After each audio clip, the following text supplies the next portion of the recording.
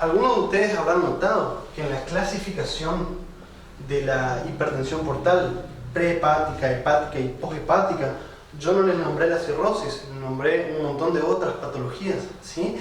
Pero es obvio, es obvio que la cirrosis es una causa hepática de hipertensión portal y que afecta a los sinusoides. Pero ¿qué pasa? Las guías internacionales no la ponen dentro de esta clasificación, no la ponen dentro de la clasificación de prehepática, hepática y poshepática, ¿sí? ¿Por qué? Porque se da a entender de manera obvia que la cirrosis es una causa hepática de hipertensión portal. Y de nuevo, que afecta principalmente a los sinusoides hepáticos, pero también afecta a la región postsinusoidal y a la presinusoidal, o sea, afecta al hígado de manera difusa. Vamos a hablar ahora de la fisiopatología de la hipertensión portal. Para entender la fisiopatología, vamos a partir de la base que ya les hablé anteriormente, ¿sí? Que es aquella fórmula. Recuerden que la presión portal es igual a la resistencia por el flujo sanguíneo, ¿sí? Es igual, les voy a sacar esta línea acá para que no se confundan, ¿sí? La presión portal es igual a la resistencia por el flujo sanguíneo. Básicamente, cada vez que aumente la resistencia dentro del árbol portal, va a aumentar las presiones.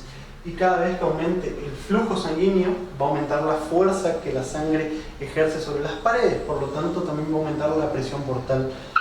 Ahora, vamos a hacer un cuadro para resumir toda la fisiopatología de la hipertensión portal y para aplicar algunos conceptos importantes, ¿sí? Fíjense, tenemos una noxa cualquiera, ¿sí? Imagínense, no sé, el virus de la hepatitis C, ¿sí? O el alcohol, o la hemocromatosis, o lo que sea, ¿sí? Tenemos una noxa. La noxa genera aumento de la presión portal. El aumento de la presión portal genera un flujo retrógrado.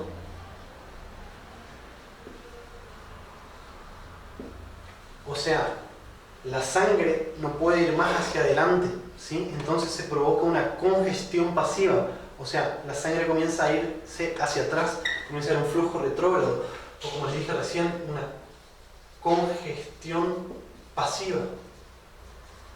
Ese flujo retrógrado, esa congestión pasiva, por diferentes mecanismos, termina provocando apertura, ¿sí? Apertura de la circulación colateral.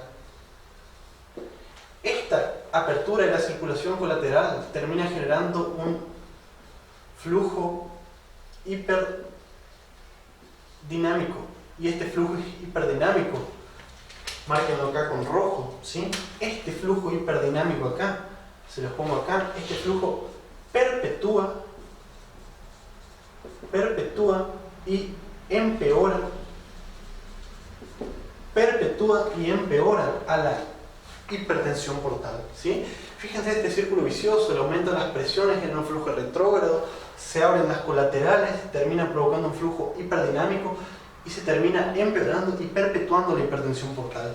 Es acá, en esta parte acá del ciclo vicioso, donde fármacos como los beta bloqueantes, ¿sí? Como el propanolol, o análogos de la vasopresina como la terlipresina,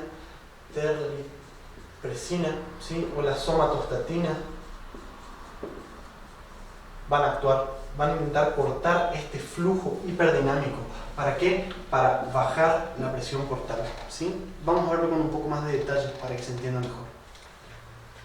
Recuerden que teníamos, según la ubicación de la noxa, según la ubicación del agente injuriante, teníamos tres tipos de hipertensión portal. Teníamos la prehepática, la hepática y la posthepática, ¿sí? Se los pongo acá rápidamente con este asterisco, ¿sí? Tanto la prehepática como la posthepática, la fisiopatología es muy simple, ¿sí? La fisiopatología es muy simple de explicar. Tanto fuera prehepática o poshepática, una obstrucción genera aumento de la resistencia al flujo sanguíneo. Y este aumento de la resistencia genera aumento de la presión portal. Solamente para aclararle, y discúlpenme por ser repetitivo, ¿sí? Recuerden que en la prehepática no solamente podía haber un aumento de la resistencia, también podía haber un aumento del flujo generando hipertensión portal. Por ejemplo, por una esplenomegalia masiva. ¿Vamos? Ahora, la fisiopatología es un poco más compleja en la hepática. Recuerden que la principal causa de hipertensión portal hepática es sinusoidal. Y obviamente la patología que con mayor frecuencia provoca hipertensión portal hepática sinusoidal es la cirrosis. ¿Sí? Dentro de este grupo también teníamos otros como la esquistosomiasis, la amiloidosis, la sarcoidosis, había muchos otros. ¿Sí? Vamos a hablar hoy de la cirrosis. ¿Por qué? Porque es lo más frecuente, es lo que más se pregunta y porque el resto de las patologías ya escapan un poco de los objetivos de esta clase. ¿Sí? Hablemos entonces de la fisiopatología de la cirrosis. ¿Cómo la cirrosis genera hipertensión portal? Y a partir de eso, ¿cuál es la clínica? ¿Cómo se hace el diagnóstico? ¿Cuáles son las complicaciones? ¿Cuál es el tratamiento? Y así por delante.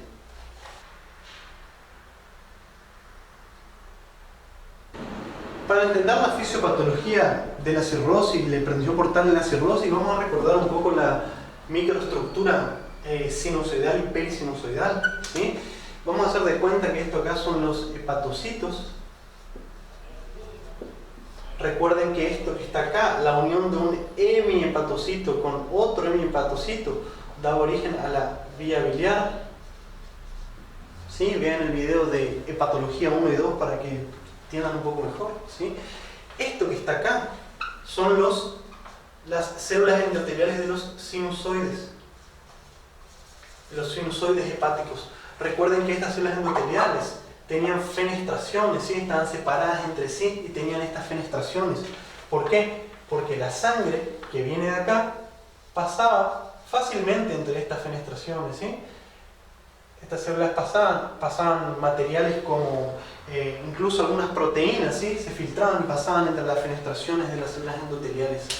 ¿Tá? Eso es muy importante para entender la fisiopatología. Esto que está acá es la célula estrellada. ¿Sí? La célula estrellada, también llamada célula de Ito, antiguamente llamada célula de Ito. Es importante recordar que esta célula estrellada, ¿sí? En estado pasivo, digamos, o sea, en estado no activado, cumplía la función principal de almacenar vitamina A en gotículas de grasa, ¿sí? Almacenada vitamina A. Bien, esto que está acá es la célula de Kupfer hepática, ¿sí? Formaba parte del sistema reticular macrofágico hepático. ¿Sí? Esto acá captaba toxinas bacterianas, bacterias, algunos productos tóxicos, los fagocitaba y los metabolizaba. ¿Sí? Es importante. Y esto que está acá sería la luz de los sinusoides. Fíjense, las células de Kupfer están contra la luz. Esto que está acá, este espacio que está acá, entre la pared de las células endoteliales de los sinusoides y la pared de los hepatocitos, es el famoso espacio de Dice. ¿Sí? Es un espacio que se ve solamente al microscopio electrónico, ¿sí? Es mucho más chico de lo que yo dibujé acá. En este espacio, recuerden que es donde está el plasma proveniente de la sangre, ¿sí? Que pasa entre las fenestraciones de las células endoteliales y se encuentran las células de Ito. ¿Tá? Ahora, ¿cuál es la fisiopatología de la hipertensión portal en la cirrosis? Pongamos una noxa acá, ¿sí? Una noxa, imagínense el alcohol, ¿sí? El alcohol, por ejemplo, el alcoholismo crónico, ¿sí? Crónico. Recuerden que para que haya cirrosis, el daño, la noxa y la injuria tiene que estar presente durante mucho tiempo, tal vez décadas, ¿sí? Ya sea alcohol, ya sea hepatitis C, hepatitis B, hemocromatosis, enfermedad de Wilson, cualquier causa de cirrosis que ustedes imaginen, debe estar presente durante mucho tiempo para que se generen los cambios cirróticos. ¿Sí? Bien. Antes de hablar de esto, recuerden que la definición de cirrosis, se los pongo acá, la definición de cirrosis es histopatológica. Cirrosis quiere decir la presencia de necrosis, fibrosis y nódulos de regeneración. ¿Sí? En la cirrosis, histopatológicamente, encontramos necrosis, fibrosis y nódulos de regeneración. Cuando nosotros tenemos cirrosis, tenemos dos cosas. Por un lado, tenemos una disminución de la masa celular hepática. Una disminución de la masa celular hepática funcionante. Tenemos menos hepatocitos que están funcionando. ¿Y esto te lleva a qué? A insuficiencia hepática. ¿Sí? Por otro lado, en la cirrosis también tenemos una pérdida de la histoarquitectura. Una pérdida de la histoarquitectura. ¿Y a qué te lleva la pérdida de la histoarquitectura hepática provocada por la fibrosis y los nódulos de regeneración? Te lleva a hipertensión portal con todas sus complicaciones. ¿Sí? ¿Cuáles eran las complicaciones? Recuerden, varices y sangrados de las varices. Las varices se rompen y sangran. ¿Sí? Ascitis. Tenemos también a la peritonitis bacteriana espontánea, la encefalopatía,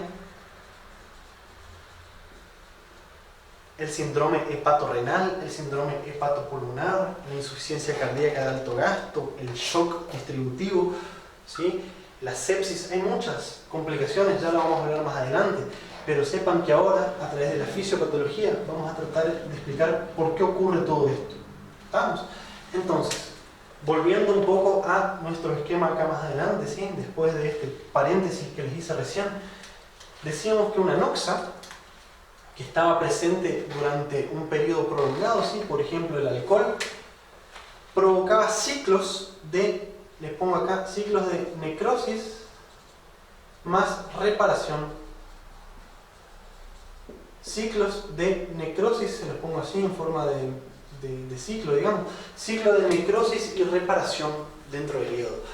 El paciente, en el caso de un alcohólico, el paciente toma alcohol, el hígado se daña, se produce necrosis, se produce inflamación y luego el hígado se regenera. Si esto perpetúa en el tiempo, llega un momento que la inflamación, la necrosis es tan importante que termina superando los mecanismos compensadores del hígado para regenerarse.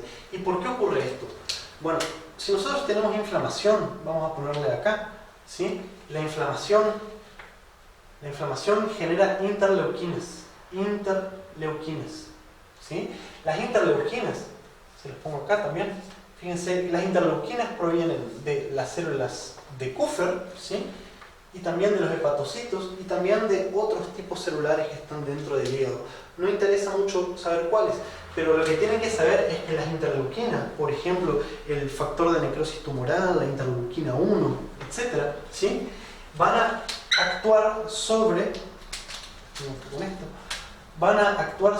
las células de hito y las van a estimular, ¿sí? Las interleuquinas van a actuar sobre las células de hito y las van a estimular. ¿Qué les va a pasar a las células de hito? Mejor dicho, actualmente las células estrelladas, ¿sí? Estas células se van a transformar y van a convertirse en células con propiedades de síntesis de colágeno, ¿sí? Las células que estaban en estado pasivo, inactivado, almacenando vitamina A, quieta, sin molestarla a nadie, por la presencia de estas interleuquinas, ahora se transformaron en una célula con propiedades tanto contráctiles como también de síntesis y depósito de colágeno. ¿Qué pasa? La célula estrellada comienza a depositar colágeno en el espacio de Dice. Comienza a depositar colágeno acá. Fíjense, si ustedes entienden el dibujo que les estoy haciendo, fíjense que el colágeno, al depositarse en el espacio de Dice, el colágeno tapa las fenestraciones. Entonces, ¿qué le va a pasar a la sangre cuando venga la luz y quiera pasar, cuando el plasma, digamos, quiera pasar por los espacios de Dice? ¿Para qué? Para llevar para llevar la sustancia hacia los hepatocitos para que ellos cumplan su función. ¿Qué pasa cuando la sangre quiere pasar, cuando el plasma quiere pasar hacia el espacio de Dice? No va a poder. ¿Por qué? Porque está este colágeno denso tapando los huecos, tapando las fenestraciones. Y ese es el primer paso para la presencia de hipertensión portal. ¿Qué les parece que si les ponemos acá en términos matemáticos, qué les parece acá que le va a pasar, les pongo acá la presión portal, qué les parece que le va a pasar a la resistencia? ¿Sí? Recuerden la fórmula que teníamos allá arriba, se taparon las fenestraciones, ¿qué le va a pasar a la resistencia? Obviamente las resistencias van a aumentar. Y esto que está acá es lo primero que ocurre. ¿Para qué? Para que aumente la presión portal. ¿Sí? En este momento, el aumento de la resistencia generó daño endotelial. Ese daño endotelial generó aumento de las presiones portales. Y a partir de ahí se produce todo el resto. ¿Sí? Vamos a borrar esto y vamos a seguir dibujando para ver qué es lo que pasa acá.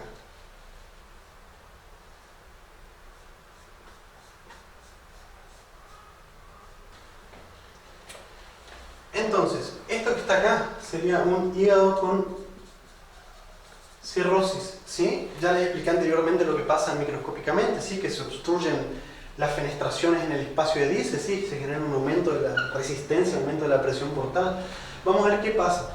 Lo primero que pasaba entonces era un aumento de la presión portal. Vamos a poner acá, un aumento de la resistencia, mejor dicho. Esto es lo primero que pasa. El aumento de la resistencia genera flujos retrógrados, ¿sí? Digamos, la sangre ya no puede ir hacia la vena cava inferior, ya no puede ir hacia adelante, entonces se produce una congestión pasiva y flujos retrógrados. Este flujo retrógrado termina generando a su vez una transmisión de las presiones hacia todo el sistema porta, ¿sí?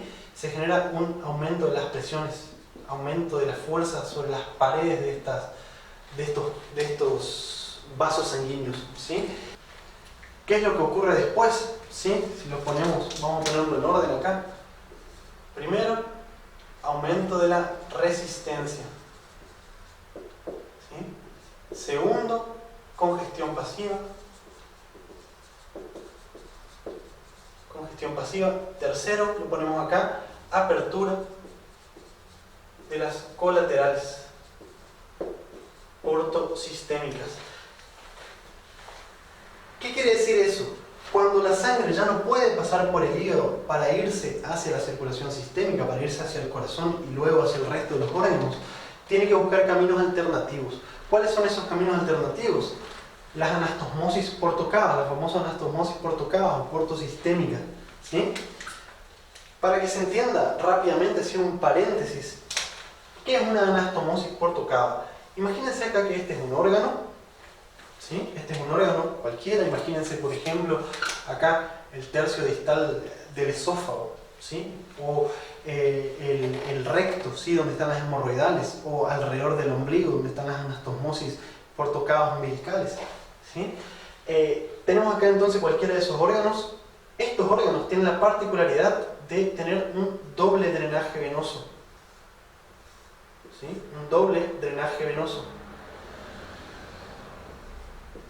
Por un lado, estos órganos drenan hacia la vena porta y por otro lado, estos órganos drenan hacia la vena cava inferior, ¿sí? O sea, tienen un doble sistema de drenaje. Si por algún motivo se obstruye la vena porta por hipertensión portal, de cualquier causa que ustedes se imaginen, la sangre ya no puede ir hacia allá, entonces la sangre se va a redirigir hacia este lado, ¿se entiende? Hacia la vena cava inferior. Eso es una anastomosis portocava. Es un lugar en algunos órganos donde se comunican, donde se anastomosa el sistema portal con el sistema venoso de la vena cava inferior, ¿sí? ¿Dónde ocurre esto? Recuerden que había 4 principales anastomosis portocava. Teníamos las peritoneoparietales, teníamos las esofágicas, ¿sí? En el tercio inferior del esófago, teníamos las umbilicales y teníamos las hemorroidales, ¿sí? En el tercio superior del recto. ¿tá? Estas son las anastomoses por tu cava. ¿Tá? Entonces, cuando la sangre no puede pasar por el hígado, pasa por alguna de estas anastomosis para llegar hacia su destino final, que sería el corazón y luego el resto de los órganos. Pero ¿qué ocurre? Fíjense, les dibujo acá de este lado.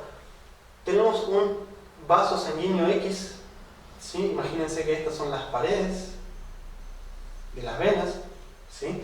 Si nosotros tenemos constantemente un aumento de las presiones, como en el caso de una hipertensión portal, imagínense que esta acá es una vena esofágica, ¿sí? Una vena esofágica. Ahora las venas esofágicas están recibiendo mucha sangre, las venas de acá están recibiendo mucha sangre. ¿Por qué? Porque la sangre no se puede meter por acá. Entonces, ¿qué le pasa si hay un aumento constante de las presiones dentro de estas venas? La pared se va a afinar, fíjense que acá la pared la hice más fina, ¿sí? La pared queda más fina y la luz queda más grande. O sea, el diámetro de la luz aumenta por el aumento de las presiones y la pared se hace más fina. ¿Cuál es el riesgo de esto? El riesgo es que esto se puede romper y sangrar, ¿sí? Entonces, volviendo acá a nuestro esquema de la fisiopatología, aumenta la resistencia, por lo que hablamos antes de los espacios de Dice, se produce una congestión pasiva, ¿sí? Con flujos retrógrados.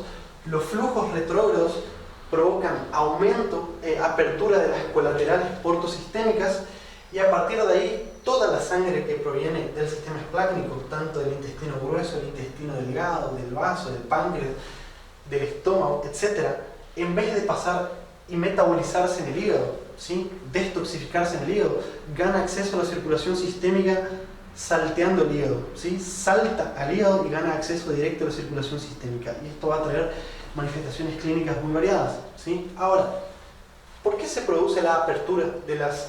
y esto es importante desde el punto de vista farmacológico, ¿sí? ¿Por qué se produce apertura de estas colaterales portosistémicas? ¿Sí? Y la respuesta está acá. La respuesta está acá.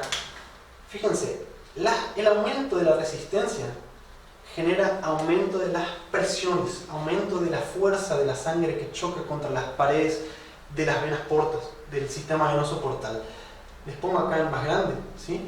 El aumento de la presión dentro del sistema porta genera estrés, como se los dije al comienzo del video, ¿sí? Este estrés genera estiramiento de las venas, estiramiento de la pared venosa, ¿sí? Y este estiramiento genera liberación de óxido nítrico, ¿sí? Óxido nítrico. El óxido nítrico es una sustancia con propiedades marcadamente vasodilatadoras, ¿sí? Entonces la liberación del óxido nítrico se comienza a liberar de las células endoteliales de todo el sistema portal, y eso provoca la apertura, en principio la apertura de la circulación colateral de las anastomosis por tu cava.